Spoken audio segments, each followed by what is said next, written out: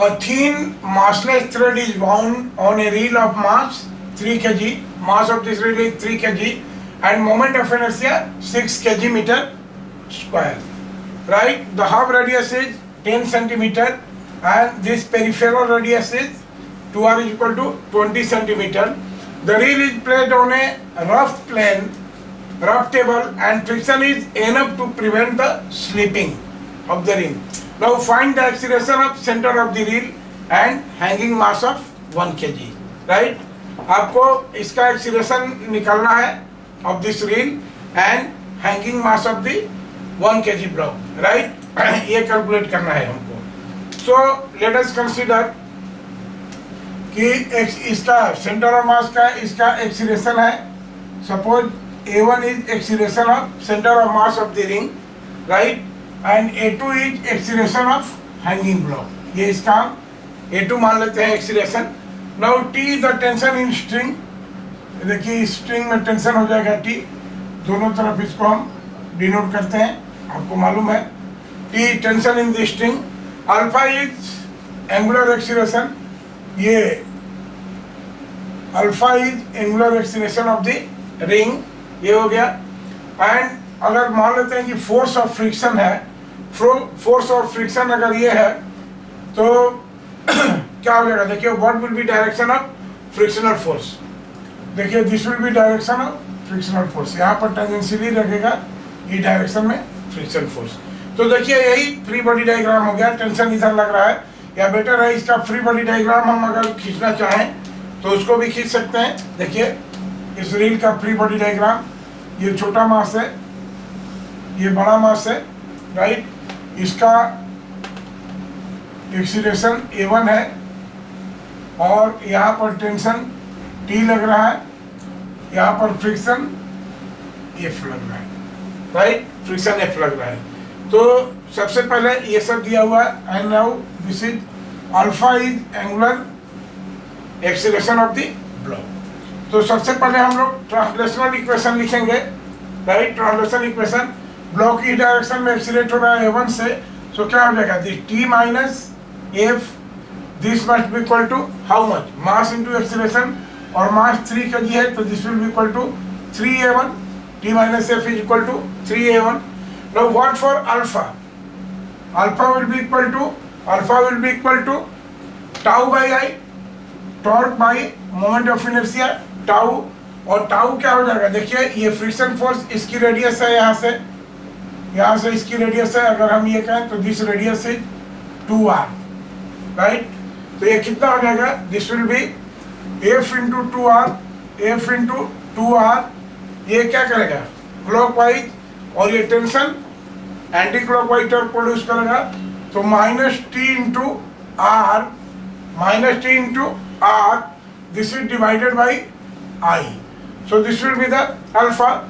और इसका value put हम करें, तो ये कितना हो जाएगा? देखिए वी हैव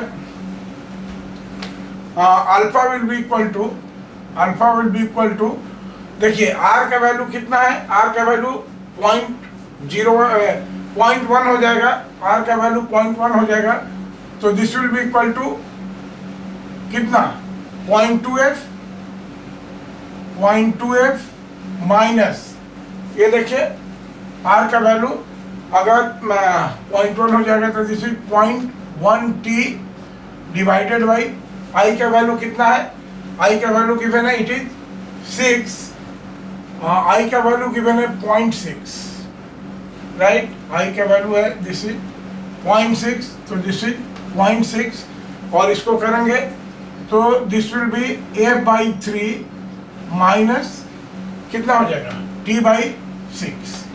A/3, तो we have alpha is equal to A/3 minus T/6. ये हो गया हमारा.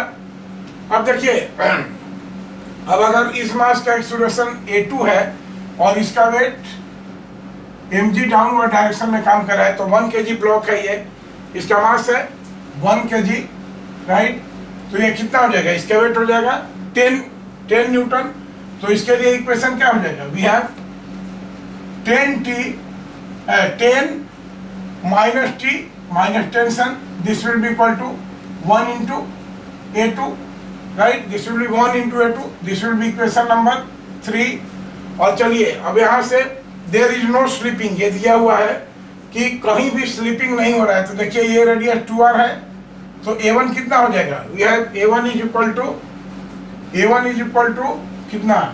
2r अल्फा, this is 4, this is equation number 4। A1 is equal to 2r alpha, right? और इसको लिख सकते हैं कि this will be equal to 0.2 alpha. A1 is equal to 0.2 alpha.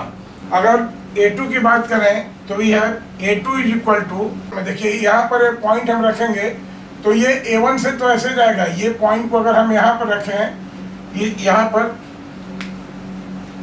देखिए ये स्ट्रिंग पर कोई पॉइंट है A2 हमारा, राइट, जिसका एक्सेलेरेशन ये कर रहा है, तो हमारा A1 से तो ये इधर जा रहा है और ये क्या होगा? ये जाएगा कैसे? R इंटू अल्फा से इधर जाएगा, चूंकि ये डायरेक्शन में है अल्फा, तो R इंटू अल्फा, तो इस पॉइंट का एक्सेलरेशन क्या होगा? A1 minus R alpha which is equal to A2, so you can write A2 is equal to A1 minus R alpha. Now this will be equation number 5, right?